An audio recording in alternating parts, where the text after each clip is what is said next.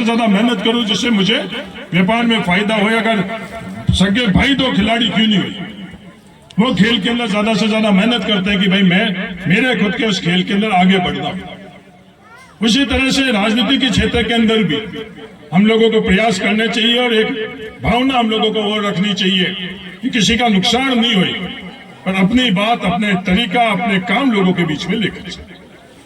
क्योंकि हम लोगों के बीच में विवाद सबसे ज्यादा दुनिया भेजती है, और अपने के माध्यम से भेजती। मैं सिर्फ ये कहने के लिए नहीं कह रहा हूं, सिर्फ आरोप लगाने के लिए नहीं कह रहा हूं कि मैंने कुछ चीजें बहुत नजदीक से देखी। मैं 18 साल की उम्र के अंदर ही इस राजनीतिक क्षेत्र के अंदर आया। आज 53 साल की उम्र है मेरी। इस राजनीतिक क्षेत्र के अलावा मैंने कुछ भी नहीं कहा। कि लोग ये पूछते हैं कि भाई बैलेंस शीट देख लो, उन लोगों ने मेरी बैलेंस शीट देखी नहीं, इसलिए उनको पता नहीं कि बैलेंस शीट में है क्या। उन लोगों को लगता है कि भाई ये इस तरह से ये कैसे कर लेता है, इस तरह से कैसे बोल लेते हैं। हर तरह के विवाद मेरे ऊपर भी, मेरे ऊपर कोई विवाद करता तो उससे कोई फर्क नहीं पड़ता, कारण कि मैं सार्वजनिक जीवन के अंदर हूं। हर किसी को अधिकार है कि मेरे खिलाफ विवाद करे, मेरे खिलाफ कुछ बात रखे। अगर मैं सही हूं तो मैं सही रहूंगा, गलत हूंगा तो मेरे को कोई नहीं बख्शे। बड़ी बड़ी बातें कर कर, बड़ी बड़ी जांचें कराकर, बड़े ताकते पीछे पड़कर भी अगर मैं गलत नहीं हूं तो मेरा कुछ भी नहीं बिगाड़ सकते, और मैं गलत हूं तो कोई भी रास्ते चलता व्यक्ति भी मुझे गलत सिद्ध कर सकता। ये विवाद हर दिशा के अंदर हम लोगों के बीच में क्यों किया जाता है, मेरा निवेदन है इस बारे में नौजवान साथियों आप जरूर देखें। ये जब नौकरी हम लोगों को मिलती है, इस नौकरी के संदर्भ में जितनी हिस्सेदारी और भागीदारी हमारी होनी चाहिए, उस संदर्भ में भी दुनिया पूरी विवाद करती है।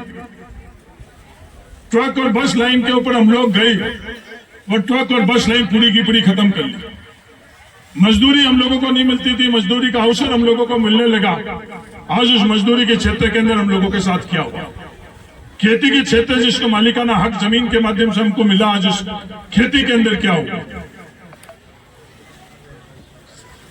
खेल के माध्यम से नौकरी की व्यवस्था है। जो खिलाड़ी हमारे परिवार के बच्चे खेल रहे हैं, उन लोगों को दिल्ली में फुटपाथ पर बैठाकर विवाद करना, क्या संदेश देना चाहते हैं कि नहीं आप अपने बच्चों को खेल के क्षेत्र में नहीं भेजो, क्योंकि खेल के क्षेत्र के माध्यम से हम लोगों को सरकारी नौकरी मिल रही है। जितनी सरकारी नौकरी हम सीधे शिक्षा प्राप्त कर सकते हैं, बच्चे और बच्चियों को खेल के माध्यम से मिल रही है। डीआईएसपी, रेंजर तक की नौकरी, अगर पदक जीता हुआ कोई भी बच्चा हम लोगों का, कबड्डी टीम का कप्तान राजस्थान की, एक परिवार में 40 लोगों को सरकारी नौकरी मिली हुई एक परिवार में, क्योंकि वो 40 के 40 उनके परिवार के सदस्य खेल के अंदर राजस्थान और हिंदुस्तान के अंदर वो आ गए। इसलिए खेल के मैदान के अंदर हम लोगों के साथ में विवाद करते हैं। तमाम चीजों के अंदर कोई भी पढ़ता नहीं है, कोई समझता नहीं है, सिर्फ बोलने के लिए बोलते। पिछले दिनों मजरी के संदर्भ में बात हुई, मैंने पूरी की पूरी बात, पूरे नियम, कायदे, कानून अध्ययन कर मैंने बताया। और दुनिया की बात अलग है। मेरे को 95% MLA ये कहे साहब हमें तो नियम ही नहीं पता। पक्ष विपक्ष, बात करने वाले, चुप रहने वाले, शामिल, विरोध करने वाले तमाम लोगों से विभाग के अंदर उन लोगों को पता नहीं कि ये पूरे के पूरे नियम, कायदे, कानून कैसे बने हुए। जब तक नियम, कायदे, कानून हमारे अनुरूप नहीं बनेंगे, तब तक हम लोगों के साथ न्याय नहीं होगा। विवाद विवाद करते हुए हम लोग अपनों के बीच में तो भावनाओं से अच्छे लग सकते हैं, पर नियम, कायदे, कानून अगर हम लोगों के अनुरूप नहीं बनेंगे तो हम लोगों को हक और अधिकार नहीं मिलेंगे। कितनी भी बातें हो जाती है, 1954 में खातेदारी का अधिकार नहीं मिलता तो हम लोगों को जमीन का मालिकाना हक नहीं मिलता। आज भी पाकिस्तान के अंदर उन परिवारों को जमीन का मालिकाना हक नहीं। आज जैसलमेर के अंदर 1954 में जब हम लोगों को मालिकाना हक मिला, जैसलमेर के अंदर उस वक्त ऐसा वातावरण फैलाया गया कि ये लंबा नहीं चलेगा। आज सबसे ज्यादा जैसलमेर के अंदर पूरे हिंदुस्तान में जमीन, सरकारी जमीन जैसलमेर के अंदर है। पीढ़ियों से जो खड़वे हैं उन लोगों को जैसलमेर के अंदर उस जमीन के खातेदारी नहीं मिली। पर बाड़मेर जिले के अंदर एक अच्छा वातावरण था। उस वक्त सबको एक दूसरे पर विश्वास था, इसलिए जैसे फैसला हुआ हमको खातेदारी का अधिकार के माध्यम से हमको जमीन मिली। उस समय जमीन रखने की समझदारी नहीं थी। उसके बावजूद भी हमारे जो उस पीढ़ी के लोग थे उन्होंने हमें समझाया और हम लोगों ने समझे। तो मैंने ये बात करने के पीछे यही उद्देश्य है कि बात की जड़ तक हम लोग पता करें। टाका बने, अरे सरपंच हमारे टाका बढ़ा था। मैंने सर्वे कराया और सर्वे में 95% लोगों ने ये बात करी। जब मैं बात की साहब टाका बने साहब तुम्हारे सरपंच साहब बढ़ा था। ये बात है या नहीं? आप ईमानदारी से बोले ये बात है, सबको अपने पता। पर किसने नरेगा का योजना का फैसला किया? किसी व्यक्ति ने तो किया होगा, किसी सोच ने किया होगा, किसी सरकार ने किया होगा। वो अपनी हित की थी या नहीं हित की थी? अगर वो बात हम लोग नहीं जानेंगे तो हम लोग आगे कैसे बढ़ेंगे? और इस नरेगा की योजना में हिंदुस्तान के अंदर सबसे पहले बाड़मेर जिले के अंदर इस टाकों की व्यवस्थाओं का फैसला हुआ, नियम बने गए, कायदे बने गए। उसमें किस व्यक्ति ने वहां बैठकर ये नियम बनाई?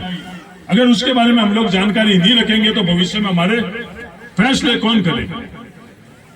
नौजवान साथियों, इस बारे में आप जरूर पता करना कि इन टाकों का फैसला नरेगा में कैसे हुआ और ये टाकों का फैसला बाड़मेर जिले के अंदर कैसे हुआ। ये ग्रेवल सड़कें, सबसे ज्यादा अपन लोग ढाणियों में रहने वालों के लिए ग्रेवल सड़कों की आवश्यकता रहती है। ये दोनों फैसले किस व्यक्ति ने कहां बैठकर ये करवाए? ये सब बातें मैं इसलिए कहता हूं कि भविष्य के अंदर कभी भी हमारे को, हम लोग सब चाहते हैं कि हमें सीधा फायदा मिले। वो सीधा फायदा जब तक योजना, नियम, कानून नहीं बनेगा, जब तक हम लोगों को सीधा फायदा नहीं मिल पाएगा। कोई भी कितना भी बड़ा क्यों नहीं हो।